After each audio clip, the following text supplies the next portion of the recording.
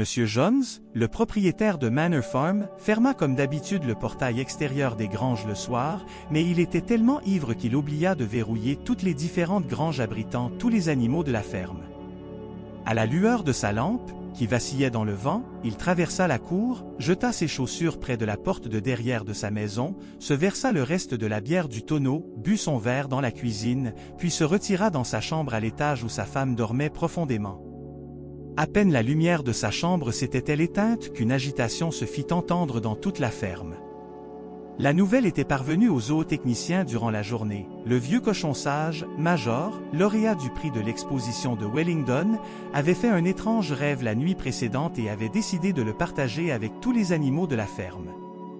Il fut convenu qu'ils se réuniraient tous dans la grande grange le soir, après que Monsieur Jones se soit endormi.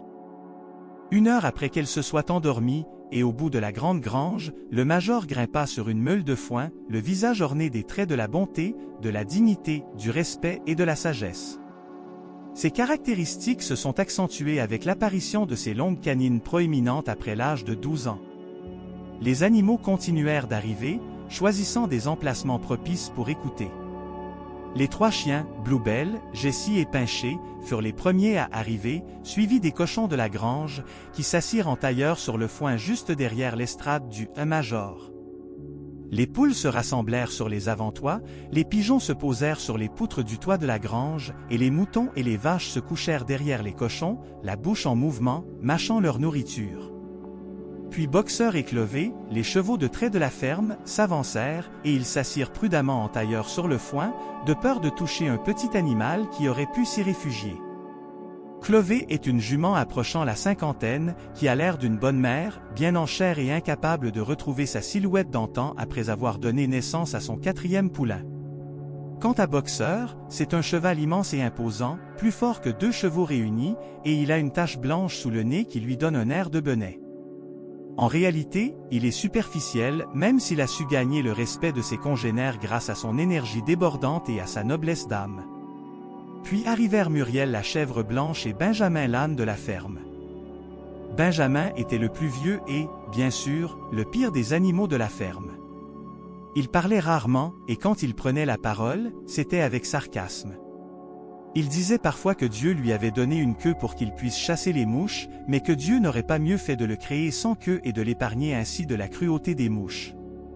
Si les autres animaux lui reprochaient son air renfrogné, il se défendait en disant qu'il ne voyait rien au monde de drôle.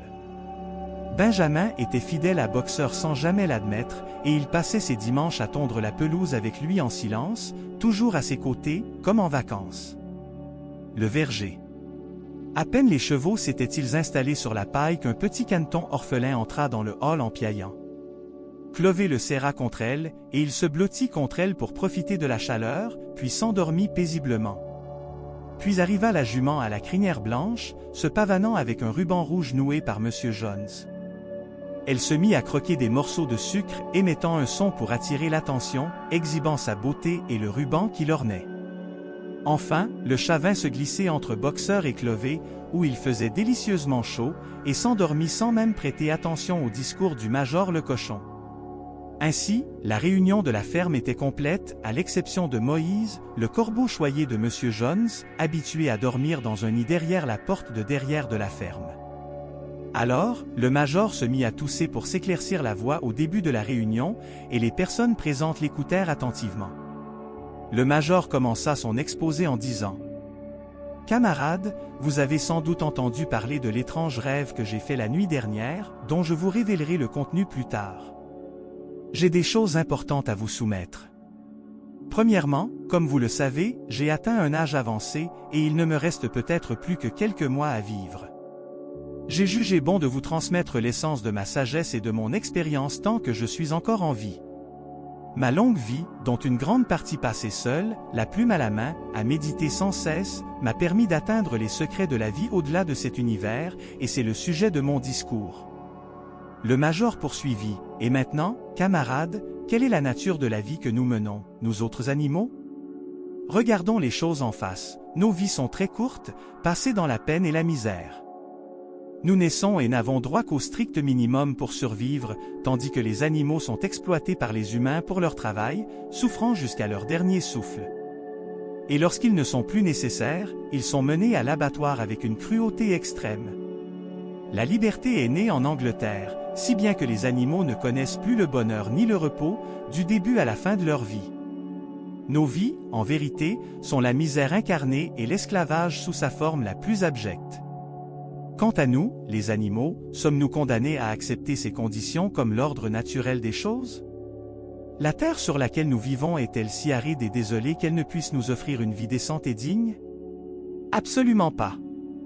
La terre d'Angleterre est fertile et son climat est favorable, ce qui lui permet de nourrir bien plus d'animaux qu'elle n'en abrite actuellement. La ferme où nous vivons, par exemple, peut accueillir 10 chevaux et 20. Une vache et des centaines de moutons menant la vie la plus digne à laquelle nos espoirs puissent aspirer, alors pourquoi? Alors, allons-nous continuer cette vie misérable? Il n'y a aucune raison à cela, si ce n'est la cupidité de l'homme qui s'accapare le surplus de la production. C'est la dure réalité qui explique notre malheur, même si tout tourne autour d'un seul point, l'homme. L'homme est notre seul et unique ennemi éternel. Si nous l'éliminons de notre chemin, nous éradiquerons à jamais les racines de la faim et de l'esclavage. L'homme, mes amis, est la seule créature qui consomme sans produire, il ne donne ni lait ni œufs, il est trop faible pour labourer lui-même la terre, et trop lent pour attraper des lapins à main nue. Pourtant, il est le maître de tous les animaux, il les utilise pour le travail et ne leur donne que le nécessaire pour survivre, gardant pour lui tout le meilleur. Quant à nous qui cultivons la terre et la fertilisons, nous ne possédons rien, pas même notre peau. Ô vaches devant moi, combien de milliers de litres de lait avez-vous produit l'an dernier, lait qui aurait dû servir à nourrir vos veaux? Jusqu'à la dernière goutte a été engloutie par nos ennemis. Et vous, poules, combien d'œufs avez-vous pondu cette année? Et combien en reste-t-il à couver? Ces œufs sont partis au marché pour enrichir Jones et sa bande. Et toi, Clové, où sont tes 4 poulains? Aucun n'est resté à la ferme pour te soutenir dans ta vieillesse. Jones les a tous vendus, et tu n'as aucun espoir de les revoir, malgré ton labeur incessant dans les champs et tes maigres rations. Et avec cette vie misérable que nous menons, les humains ne nous permettent pas de la poursuivre jusqu'à sa fin naturelle. Quant à moi, je n'ai aucune raison de me plaindre, je m'estime fortuné, et j'ai atteint l'âge de 12 ans et une descendance de plus de 400 porcs. Telle est la vie naturelle des porcs, mais quant à vous, aucun animal n'échappera finalement au couteau. Aux petits cochons assis devant moi, vous serez exécutés. Votre courte vie s'achèvera de façon atroce dans un an. Tel est le terrible sort qui vous menace tous, vaches, cochons, moutons et autres. Même les chevaux et les chiens n'ont pas plus de chance que nous. Toi, boxeur, quand tes muscles puissants s'affaibliront, Jones te vendra au boucher et jettera ta chair en pâture aux chiens de chasse.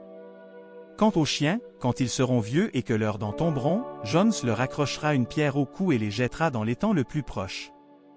N'avez-vous donc toujours pas compris, camarades, que l'homme est la seule source de nos malheurs? Il faut donc l'éliminer, et alors les fruits de notre labeur nous reviendront. Je n'ai aucun doute que notre rêve de liberté et de prospérité doit se réaliser, mais nous avons un devoir ardu à accomplir, nous devons œuvrer jour et nuit, corps et âme, pour renverser le système de l'humanité. La révolution est mon message pour vous, camarades, et bien que je ne puisse prédire quand elle aura lieu, qu'elle se produise dans une semaine ou dans 100 ans, je suis absolument certain de son inévitabilité, aussi certain que je le suis de la paille sur laquelle je marche, car la justice doit triompher.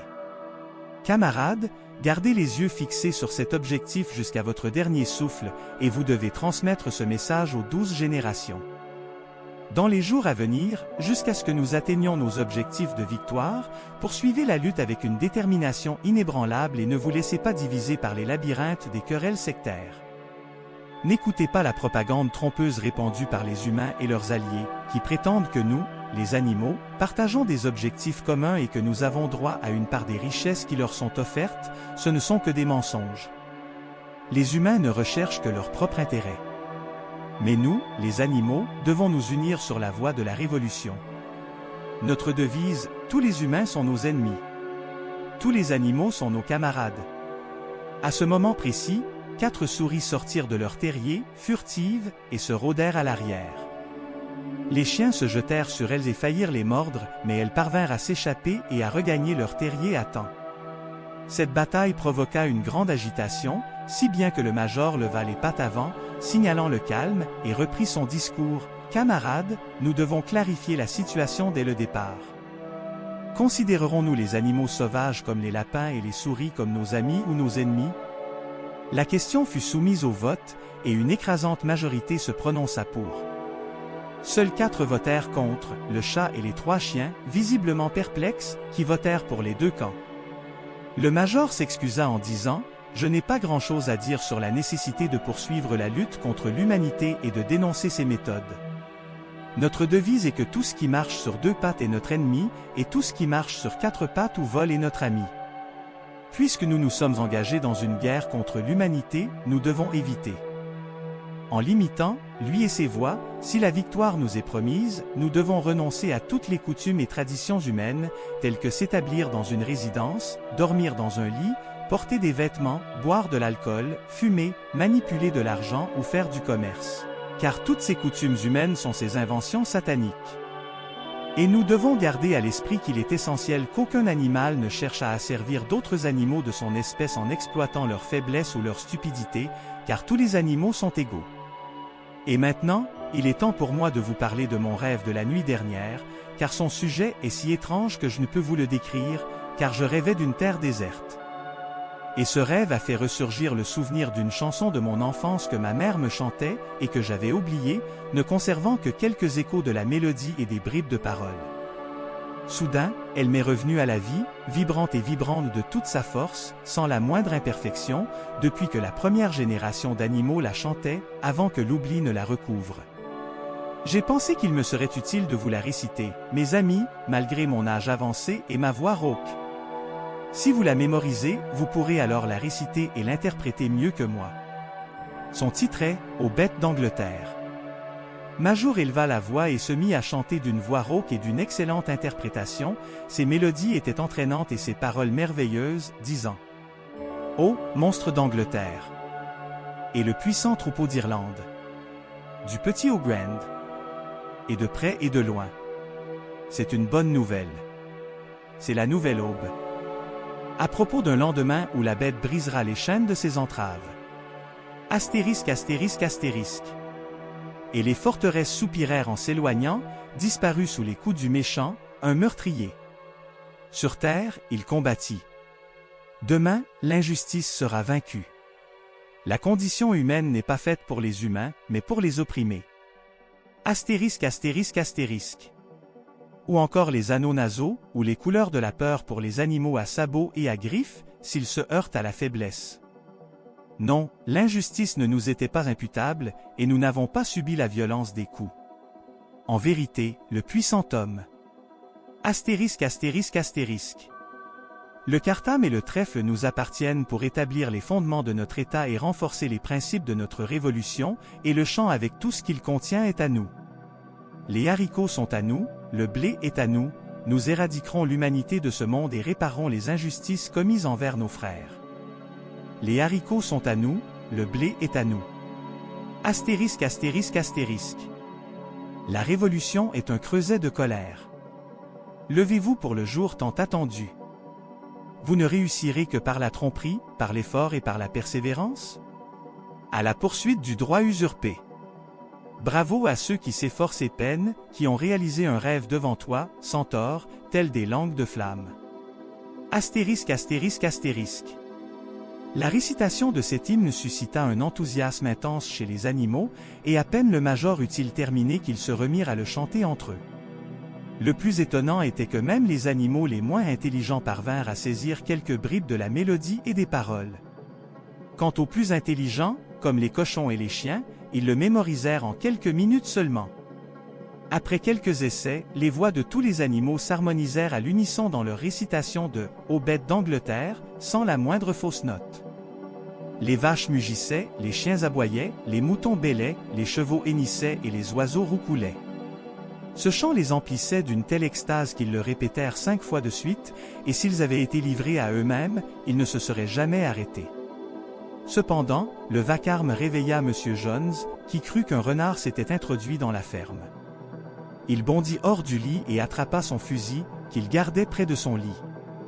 Plusieurs coups de feu déchirèrent le silence de la nuit, se logeant dans le mur de l'enclos. Ainsi, le rideau tomba soudainement sur l'assemblée, et les animaux se précipitèrent dans leurs tanières, les oiseaux dans leurs nids. En quelques instants, tout le monde dormait profondément. Major est décédé paisiblement en mars, 3 nuits après la rédaction de son testament, et son corps a été enterré sous un pommier de la ferme. La conférence du Major eut un impact considérable sur les animaux intelligents. Dans les 3 mois qui suivirent sa mort, ils commencèrent à organiser des mouvements clandestins et leur vision de la vie se transforma. Bien qu'ils ignorassent quand la prophétie du Major se réaliserait, et bien qu'ils ne puissent imaginer qu'elle fût possible de leur vivant, ils étaient néanmoins convaincus qu'il leur incombait de s'y préparer. Les cochons étant les animaux les plus intelligents, ils se chargèrent d'organiser et de diffuser le message parmi les autres animaux. 2 jeunes cochons, Boule de Neige et Napoléon, que M. Jones préparait pour la vente, se distinguèrent particulièrement dans ce domaine. Napoléon était un homme imposant au visage sévère, né dans le Berkshire. Peu éloquent, il obtenait néanmoins toujours ce qu'il voulait par ses propres moyens. Boule de Neige, en revanche, était plus vif et éloquent que Napoléon, et réputé pour son ouverture d'esprit, même s'il lui manquait la force de caractère de son rival. Quant aux autres cochons de la ferme, ce sont des porcs engraissés. Parmi eux, il y a un cochon nommé Brille-Babil, aux joues rondes, dont la démarche était alourdie par la graisse, qui lui comprimait les traits et lui faisait plisser les yeux. Sa voix, devenue un couinement, en était affectée. Orateur éloquent, il avait la fâcheuse habitude, lorsqu'il était emporté par l'enthousiasme, de se balancer nerveusement de droite à gauche et de remuer la queue avec un tel zèle que ses auditeurs étaient conquis. On murmura alors à son sujet qu'il était capable de transformer la vérité en mensonge et le mensonge en vérité. Ces 3 cochons se chargèrent de codifier les enseignements de Major, les transformant en une école de pensée complète connue sous le nom d'animalisme, et ils s'engagèrent à les expliquer et à les diffuser aux autres animaux lors de multiples réunions nocturnes, une fois que M. Jones s'était couché. Au début, les 3 petits cochons eurent beaucoup de mal à répandre leur message, à cause de la stupidité des autres animaux et de leur acceptation passive du statu quo. Certains allaient même jusqu'à croire qu'il fallait être loyal envers Jones et insistaient pour l'appeler leur maître, le louant de les avoir abrités et nourris, et craignant les conséquences de la désobéissance. Ces animaux dociles n'hésitaient pas à affirmer que la mort était en quelque sorte leur destin et que, s'ils mouraient, l'au-delà leur serait indifférent. Si les 3 petits cochons leur disaient que la révolution était imminente et inévitable, ils demandaient « Alors pourquoi lutter et peiner pour ce qui est inévitable ?» Ainsi, les 3 petits cochons eurent beaucoup de mal à les convaincre du bien fondé et de l'esprit de la nouvelle doctrine, ainsi que de la nécessité d'y adhérer et d'œuvrer pour sa réalisation. La question la plus sotte et la plus superficielle était peut-être celle de la jument Maola. Aura-t-elle du sucre après la Révolution? Et pourra-t-elle orner son savoir de rubans colorés? Boule de Neige l'interrompit et la réprimanda sévèrement pour ses remarques insensées, lui disant que la Révolution n'avait aucun pouvoir pour apporter du sucre et qu'elle s'en fichait bien, elle avait assez de blé et de foin. Quant aux rubans, Boule de Neige s'adressa à tous les animaux, les mettant en garde contre eux. À son avis, ils étaient un symbole d'esclavage et de servitude, et la liberté valait bien le sacrifice d'une manifestation aussi futile pour les animaux. La pauvre Molly fut forcée de feindre l'approbation sans conviction, tandis que les cochons luttaient contre la campagne de propagande malveillante menée par Moïse le Corbeau, le compagnon domestique de M. Jones, qui avait l'habitude de bavarder, de divulguer des secrets et de répandre des rumeurs élaborées. Il prétendait qu'il existait un pays étrange appelé « Montagne de Sucre », un lieu où les animaux ressuscitaient après la mort, situé juste au-delà des nuages dans le ciel. Dans ce royaume céleste, les animaux se reposent des labeurs terrestres, et ils ont autant de trèfles qu'ils le souhaitent en toute saison, et aux abords des champs de trèfles poussent des mûres de délicieuses tartes et de sucre d'orge.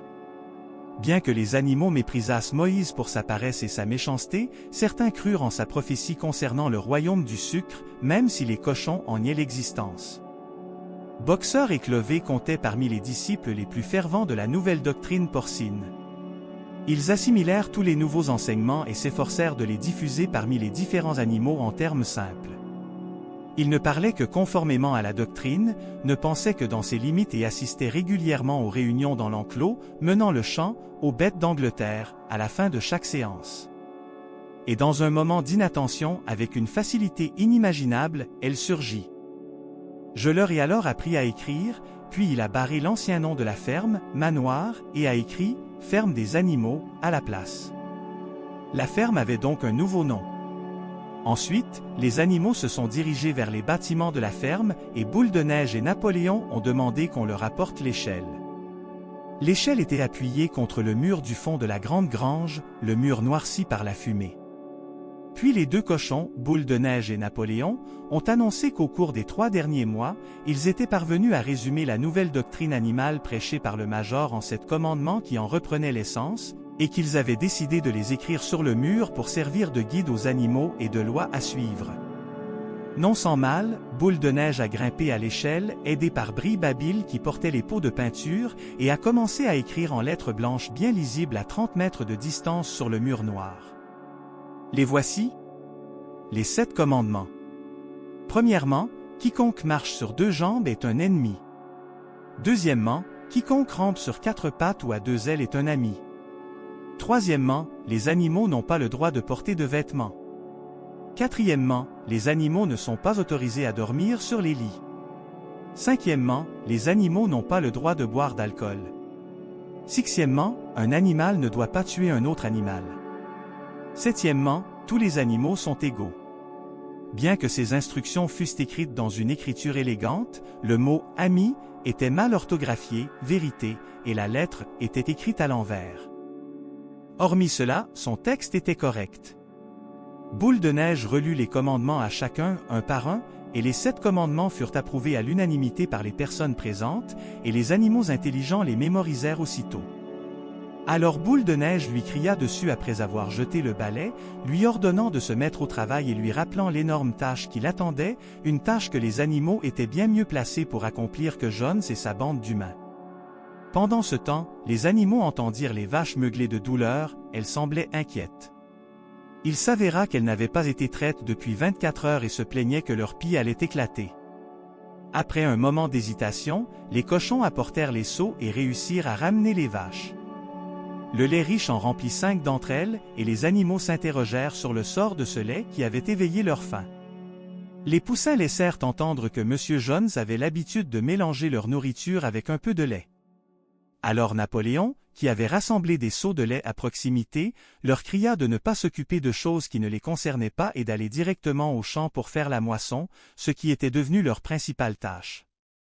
Il cria « Camarades, allez-y, je vous rejoins bientôt ». Les animaux se dispersèrent dans les champs pour travailler, et lorsqu'ils revinrent à la ferme, le lait avait disparu. Les animaux peinèrent comme jamais auparavant à récolter les moissons, et ils furent récompensés par une moisson abondante. Travailler au champ n'était pas aussi facile qu'ils l'avaient imaginé, car les outils de semences et de moisson étaient conçus uniquement pour les humains, et il était difficile pour les animaux de se tenir sur leurs pattes arrière et de les tenir avec leurs pattes avant. Mais les cochons surmontèrent ces difficultés grâce à leur intelligence et leur bon sens, et les chevaux connaissaient parfaitement les secrets du travail au champ, ainsi que les techniques de ratissage et de fenaison, mieux que Jones lui-même ou ses hommes. Grâce à leur intelligence, les cochons prirent la tête du troupeau, se spécialisant dans la gestion et la supervision, et laissant les travaux des champs aux autres animaux. Boxeur et Clovet tiraient les outils pour labourer, moissonner et accomplir d'autres tâches, tandis que les cochons encourageaient les autres animaux à travailler. Tous les animaux, même les canards et les poules, travaillaient sans relâche, chacun selon ses capacités, chacun transportait autant de foin qu'il le pouvait avec son bec. Malgré l'abondance de la récolte, les animaux avaient fini de la rassembler en un temps record. 2 jours, c'est court comparé au temps que prenait ce travail autrefois, et sans aucune perte en plus, les poules et les canards ont mangé tout ce qui volait du foin, et les animaux n'ont pas volé une seule bouchée dans la récolte. Le travail se déroula comme sur des roulettes tout au long de l'été, et les animaux étaient extrêmement heureux et satisfaits de la nourriture qu'ils avaient plantée et récoltée eux-mêmes, et qui leur appartenait entièrement après que leur arrogant maître humain ait daigné leur en donner une petite quantité. Et ainsi, le bien triompha après la disparition de cet être humain parasite et inutile, et le plus étrange est que son repos et son temps libre augmentèrent malgré toutes les tâches qu'elle accomplissait. Cependant, le manque d'expérience des animaux en matière d'agriculture et de gestion leur causa de nombreux problèmes, par exemple, pendant la saison des moissons, Ils ne disposaient pas de machines pour battre le blé et n'eurent d'autre choix que de recourir à l'ancienne méthode consistant à marcher sur les épis jusqu'à ce qu'ils soient frottés, puis à souffler sur les figues pour les disperser. Boxer, grâce à sa force musculaire impressionnante, leur fut d'un grand secours dans toutes les difficultés rencontrées et déploya des efforts bien supérieurs à ceux fournis par M. Jones, efforts que même 3 chevaux réunis n'auraient sans doute pas pu fournir. En réalité, la majeure partie du travail lui incombait et il l'accomplissait avec une simplicité admirable, suscitant l'admiration de tous les autres animaux. Il passait le plus clair de son temps, du lever au coucher du soleil, à tirer et à pousser là où le devoir l'appelait. Boxer avait passé un pacte avec un coq, le réveiller une demi-heure avant l'heure de travail prévue pour les autres, de son plein gré. Sa devise était « Je travaillerai plus dur », une phrase qu'il répétait chaque fois que lui ou la ferme rencontrait des difficultés. Les autres animaux, eux aussi, s'acquittaient pleinement de leurs tâches, chacun selon ses capacités, animés par le sens du devoir. Grâce à son dévouement, par exemple, les poules et les canards sauvèrent une grande partie de la récolte perdue en ramassant les brindilles volantes. Tous les animaux cessèrent de voler et de se plaindre de leurs rations, et les bagarres, les morsures et la jalousie qui régnaient à la ferme autrefois cessèrent également. Aucun d'eux ne rechignait à la tâche, à l'exception de Marla, qui se levait après les heures de travail et partait avant la fin, inventant toutes sortes d'excuses. Le comportement du chat était lui aussi suspect. Il disparaissait au début du travail pour réapparaître à la fin et pendant les repas, comme si de rien n'était. Il inventait les excuses les plus farfelues et miaulait sincèrement si on le réprimandait pour sa conduite. Quant à Benjamin, le vieil âne, il n'avait pas changé depuis la Révolution. Il accomplissait ses tâches comme toujours, avec la même obstination et la même lenteur, sans jamais se dérober à ses obligations ni se porter volontaire pour quoi que ce soit de plus. Concernant ses convictions religieuses, il était extrêmement réservé et exprimait rarement son opinion ouvertement. Si on l'interrogeait sur son avis concernant le nouveau régime révolutionnaire, il éludait la question par une réponse qui n'avait rien à voir avec le sujet, du genre « Les ânes vivent longtemps ». Qui parmi vous a déjà vu un âne mort? Ses congénères s'étaient habitués à cette façon évasive de répondre. Le dimanche était le jour de repos hebdomadaire et le petit déjeuner était servi tard. Après le petit déjeuner, les animaux commençaient leur rituel habituel des fêtes. Le matin, il hissait un drapeau vert que M. Jones avait autrefois utilisé comme nappe et que Boule de Neige avait décoré d'un sabot et de cornes. Boule de Neige leur expliquait la signification de la couleur et le symbolisme en disant « La couleur verte symbolise les champs d'Angleterre, tandis que le sabot et la corne sont le symbole de la République animale, qui est le noyau de la Grande République si tout pouvoir humain est renversé en Angleterre. » Après avoir hissé le drapeau et l'avoir salué, les animaux se dirigent vers le grand enclos, puis participent à une réunion pour discuter du travail de la semaine à venir. Un vote permet de prendre une décision. Les cochons ont généralement leur mot à dire et font des suggestions, qui sont ensuite présentées à l'ensemble des autres animaux. Boule de Neige et Napoléon étaient les animaux de la ferme les plus perspicaces et les plus actifs de ce champ, bien qu'il ait été remarqué que les deux étaient rarement d'accord. Si l'un d'eux exprimait une opinion et était approuvé, l'autre soulevait une dispute sur ses détails. Par exemple, lorsqu'ils ont convenu d'allouer un pâturage aux animaux âgés derrière le verger, une dispute est apparue entre eux sur l'âge auquel ils seraient autorisés à bénéficier de ce pâturage. À la fin des réunions, les animaux chantaient l'hymne aux bêtes d'Angleterre. L'après-midi était réservé aux sorties. Les cochons s'étaient approprié un entrepôt de matériel agricole comme quartier général, où ils s'entraînaient à tous les travaux de la ferme, comme la menuiserie, la forge et tous les métiers nécessaires, ayant appris les rudiments grâce aux livres laissés par M. Jones. Boule de Neige se consacrait également sans relâche à la création de comités de travail. Un comité de poules pour les œufs, un comité de vaches aux queues propres, un comité de bêtes sauvages pour apprivoiser souris et lapins, et un comité de moutons à la laine la plus blanche, ainsi que d'autres comités pour éradiquer l'illettrisme. Ces comités n'eurent guère de succès. Les animaux sauvages restèrent fidèles à leurs vieilles habitudes sauvages et se montrèrent égoïstes et exploiteurs lorsqu'on les traitait bien. Le chat participa au comité de dressage des bêtes sauvages et s'y investit beaucoup, car on le voyait souvent exhorter les oiseaux hors de portée à devenir des frères et à adhérer aux principes de la Révolution. Bien que ces efforts en la matière n'aient pas porté leurs fruits, les comités d'alphabétisation firent de grands progrès, À l'automne, certains animaux avaient acquis une bonne instruction.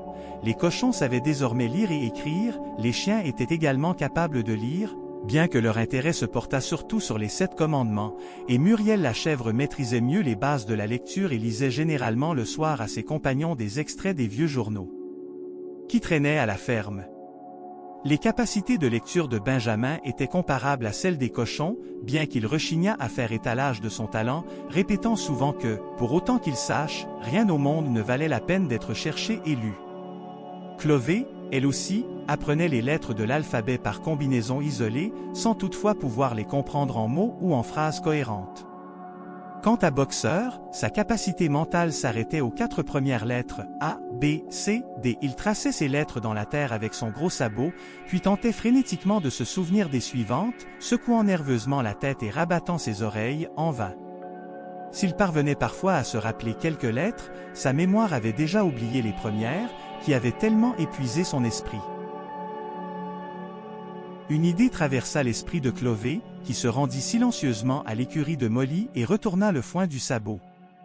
Dessous, elle découvrit des morceaux de sucre et des rouleaux de ruban de toutes les couleurs. 3 jours après cet incident, Molly disparut de la ferme. Puis, 3 semaines après sa fuite, les animaux apprirent où elle se trouvait de l'autre côté de Wellington. Les pigeons l'avaient vue être scellée dans une petite charrette rouge devant la mairie, tandis qu'un homme corpulent au visage rougeau, qui ressemblait à un employé municipal, lui caressait le museau et lui donnait des morceaux de sucre. Elle portait une belle selle et un ruban violet ornait sa crinière. Elle semblait ravie. Du moins, c'est ce que dirent les pigeons, et après cela, plus personne à la ferme ne parla de Molly.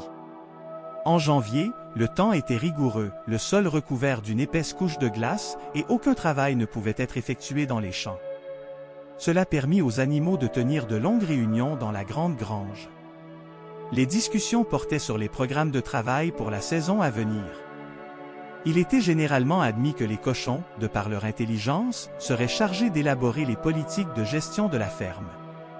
Ces politiques étaient ensuite soumises au vote et décidées à la majorité.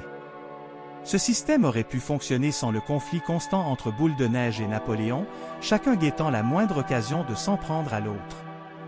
Si l'un suggérait de semer de l'orge, l'autre préconisait le cartame. Si l'un affirmait qu'une parcelle de terre était propice à la culture du chou, l'autre insistait sur le fait qu'elle ne convenait qu'aux pommes de terre. Chacun avait ses partisans qui le soutenaient avec enthousiasme lors du vote, mais Boule de Neige l'emportait toujours grâce à son éloquence, malgré le talent de Napoléon pour la planification et le ralliement des partisans. Les moutons lui devaient leur leadership, et c'est pourquoi il leur donnait des instructions. Dans le comté de Snowball, aux moments cruciaux, un étrange chant résonnait, les quadrupèdes sont bons, et les bipèdes sont mauvais. En réalité, Boule de Neige était un chercheur assidu qui avait étudié en profondeur de nombreuses revues spécialisées en agriculture et en élevage, qu'il avait découvertes parmi les affaires de M. Jones. Il avait plusieurs projets pour améliorer le drainage, les méthodes de stockage et la fertilisation des sols.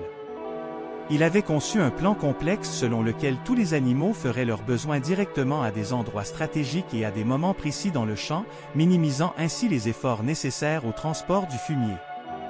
Napoléon n'avait aucun projet comparable, et pourtant il accusait Boule de Neige d'être un obstacle, un fauteur de troubles et une perte de temps.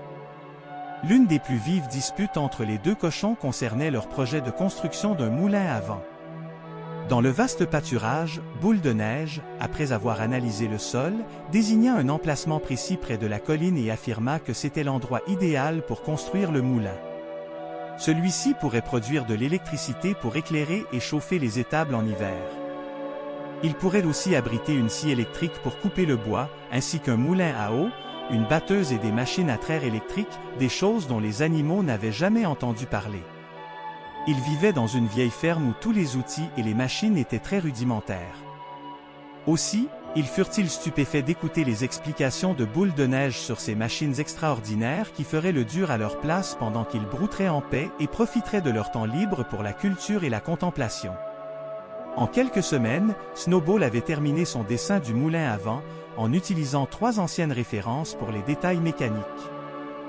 À la ferme, on disait « Il y a 1000 choses que l'on peut faire chez soi, chacun peut construire ce qu'il veut et même enseigner l'électricité aux débutants. » Boule de Neige avait un bureau spécial pour réaliser ses dessins, dans une petite pièce au plancher de bois qui avait autrefois servi d'incubateur.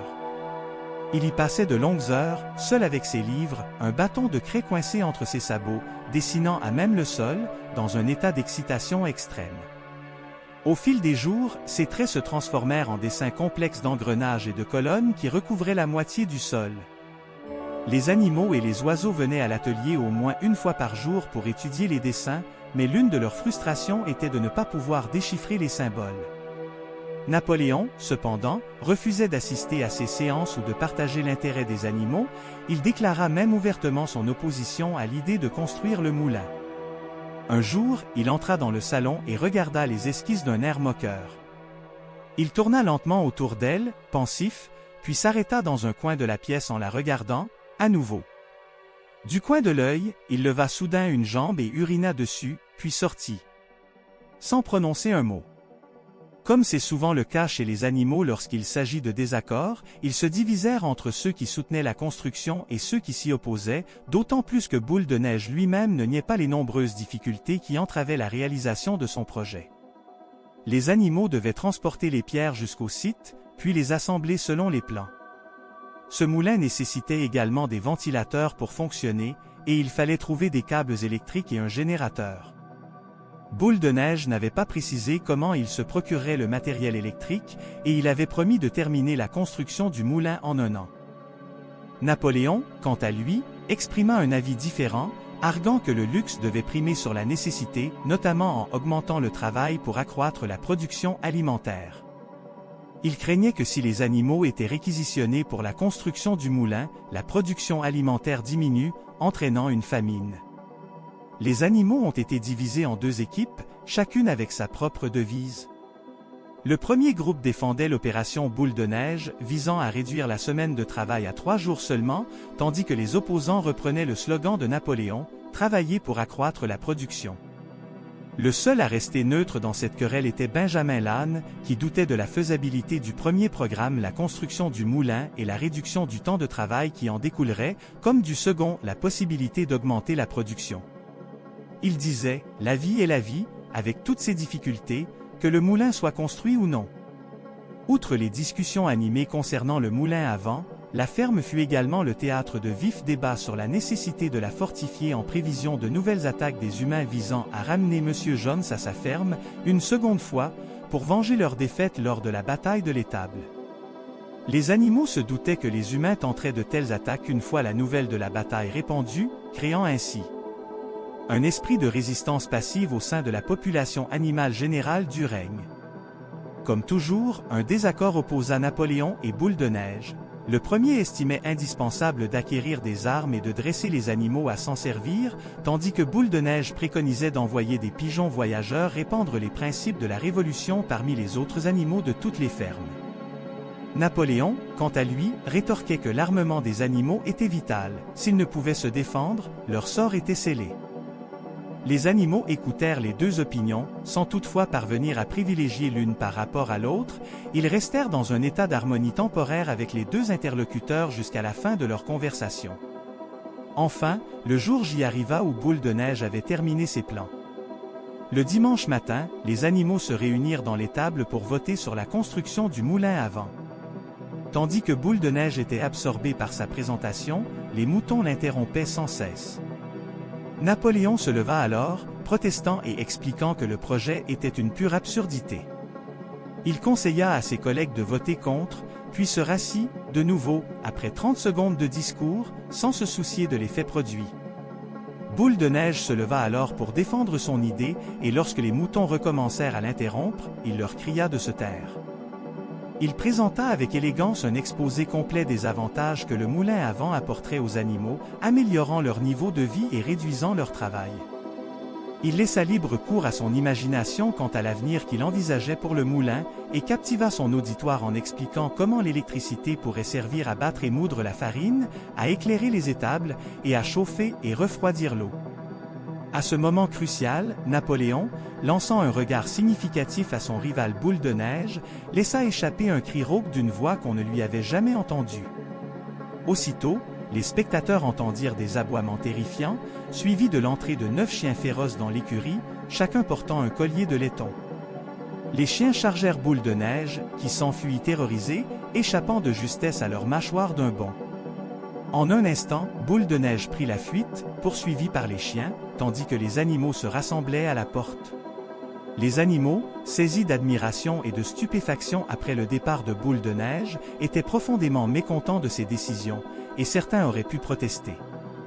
Leur protestation aurait été justifiée s'ils avaient pu formuler leur désaccord.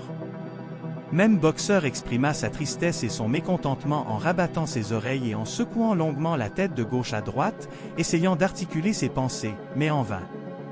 Néanmoins, certains cochons manifestèrent leur colère plus bruyamment. 4 d'entre eux bêlèrent avec indignation, dressés sur leurs pattes arrière.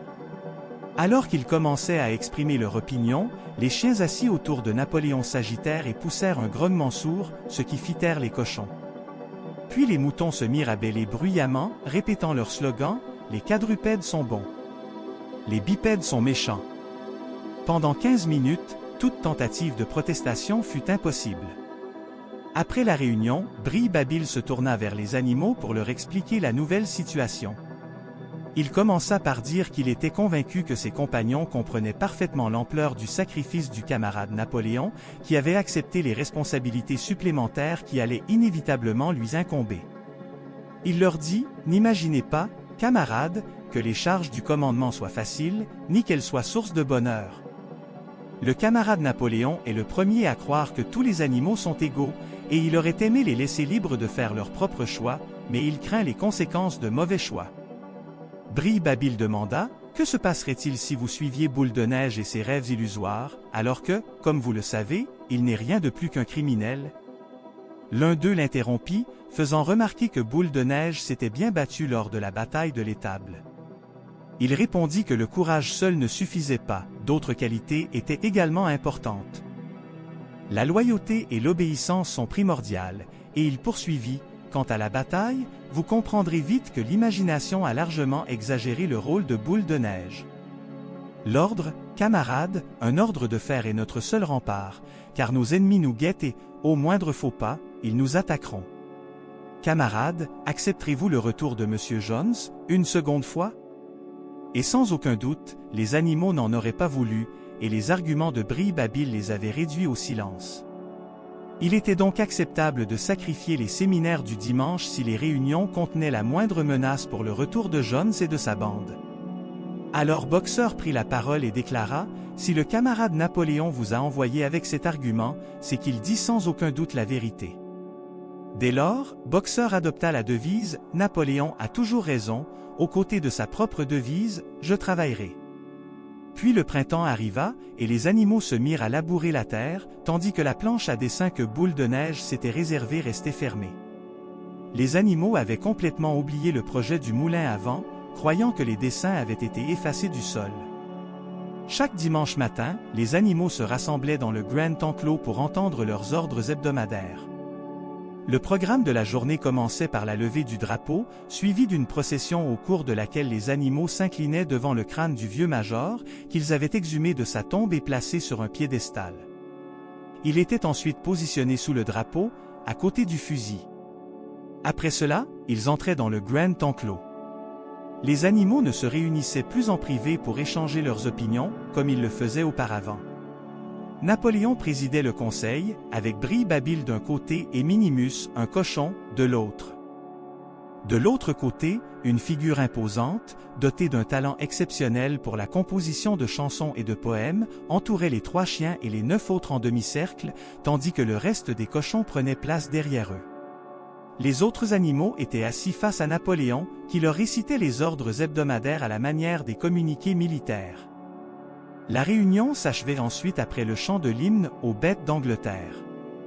3 semaines après l'expulsion de Boule de Neige, les animaux furent surpris de recevoir un message de Napoléon, un dimanche matin, les informant qu'ils devaient commencer la construction du moulin avant sans donner d'explication. Il les avertissait de l'ampleur de la tâche qui les attendait et de la nécessité de faire des sacrifices, notamment la possibilité de réduire leurs rations alimentaires.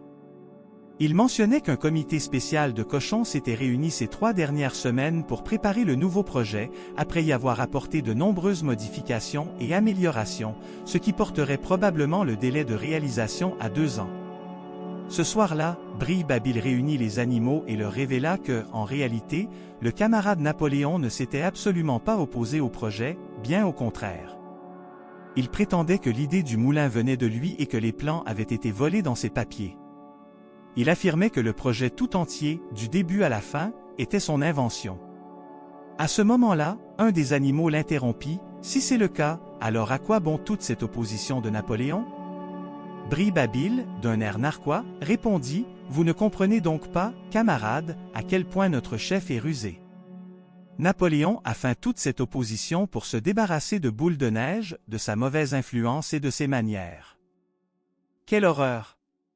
Ce que Napoléon a fait, ce sont des manœuvres. De la tactique, dit Bri-Babil. Et maintenant, il est temps d'agir sans délai. » Bri-Babil était agité, se balançant de gauche à droite, remuant nerveusement la queue et poussant des rires bruyants. Bien que les animaux ne comprennent pas ce que Schiller entendait par le terme « manœuvre tactique », sa façon de parler et les 3 chiens qui l'accompagnaient ne leur laissaient d'autre choix que d'être convaincus. Les animaux travaillaient comme des esclaves toute l'année, mais ils étaient heureux et n'hésitaient pas à se sacrifier et à redoubler d'efforts, car ils étaient certains que ces sacrifices étaient pour leur propre bien et celui de leur descendance, et non comme un butin pour des humains paresseux et exploiteurs. Au printemps et en été, ils travaillaient 60 heures par semaine, et en août, Napoléon annonça que le travail devrait également être effectué le dimanche après-midi, sur la base du volontariat et du libre choix. Cependant, les animaux qui refusaient de travailler ne recevaient que la moitié de leur ration habituelle. Malgré ce travail incessant, ils ne purent achever toutes les tâches qui leur avaient été confiées avant l'hiver. Parmi celles-ci figuraient 2 champs qui auraient dû être ensemencés de légumes au début de l'été, mais qui avaient été labourés trop tard. La récolte de l'année précédente ayant été moins abondante, un hiver rigoureux était prévisible. La construction du moulin s'avéra également complexe, malgré la présence à la ferme des matériaux nécessaires, tels que pierre, sable et chaux. Elle devait casser les pierres en morceaux de taille adaptés à la construction, puis les transporter sur le chantier, et elle n'avait d'autre choix que d'utiliser des pioches et des barres de fer, ce qu'elle ne pouvait pas faire car cela l'obligeait à se tenir sur ses pattes arrière et à tenir les outils avec ses pattes avant, comme le font les humains. Finalement, les animaux trouvèrent une idée ingénieuse pour briser les pierres grâce à la gravité, les hisser de la carrière, au pied de la colline, à l'aide de cordes. Vaches, chevaux et moutons coopéraient, et les cochons leur prêtaient main forte en cas de besoin. Ils attachaient les énormes blocs de pierre avec des cordes, puis les traînaient lentement jusqu'au sommet de la colline avant de redescendre, lâchant les cordes pour que les pierres se brisent en tombant. Ils ramassaient ensuite les petits cailloux et les transportaient, chacun selon ses capacités, les chevaux tiraient la charrette chargée, tandis que les moutons portaient ce qu'ils pouvaient. Benjamin et Muriel utilisaient aussi la petite charrette pour transporter les pierres jusqu'au chantier. À la fin de l'été, on avait rassemblé suffisamment de pierres pour construire le moulin, et les travaux commencèrent sous la supervision des cochons. Cette tâche immense et ardue n'aurait pu être accomplie sans l'aide de Boxer, dont la force à elle seule égalait celle de tous les autres animaux de la ferme réunis. Boxer abattait le travail du lion en hissant les énormes blocs à l'aide de cordes, les tirant à la force de son souffle tout en grimpant, admirant son œuvre. Clovet lui avait souvent conseillé de préserver sa santé et de ne pas trop s'épuiser dans ce travail pénible et violent, mais Boxer faisait la sourde oreille, répétant ses 2 devises favorites, « Je travaillerai plus ». Et Napoléon avait toujours raison, comme si les slogans étaient son seul atout. Il s'arrangea avec le coq de la ferme pour le réveiller 3/4 d'heure avant le début de la journée de travail. Pendant les courtes pauses, le coq tirait seul des pierres et les transportait au moulin. Malgré cette épreuve, l'état des animaux n'était pas pire que sous Jones, leur ration, même réduite, restait inchangée. Ils étaient heureux de leur travail, qui leur serait profitable et ne servirait pas à nourrir une poignée d'humains arrogants et oisifs. Son sens de la dignité adoucissait ses souffrances et la rigueur de l'hiver, son attachement à la ferme et à ses récoltes l'empêchait de voler la moisson, ce qui lui faisait gagner un temps précieux qu'elle aurait consacré à construire des clôtures autour des champs pour les protéger. De plus, les animaux étaient plus efficaces que les humains pour débarrasser les terres des mauvaises herbes. À la fin de l'été, les animaux comprirent qu'ils devaient faire face à de nombreuses difficultés, outre la perspective d'une mauvaise récolte. Ils s'attendaient donc à un hiver très rigoureux. Il devint également évident que nombre de produits nécessaires à l'agriculture leur faisaient défaut, comme les semences et les engrais chimiques. Le travail à la ferme exigeait aussi du pétrole, des clous, des cordes, des croquettes pour chiens et d'autres outils. Il leur fallait également un générateur électrique pour le moulin, et ils n'avaient pas encore trouvé de solution pour se procurer ces produits de première nécessité. Un dimanche matin, les animaux se rassemblèrent comme d'habitude dans le Grand Enclos. Pour recevoir les commandes hebdomadaires, Napoléon lui annonça sa décision d'établir une nouvelle politique d'échange entre elles et les fermes voisines, lui permettant ainsi de se procurer ce qui lui manquait.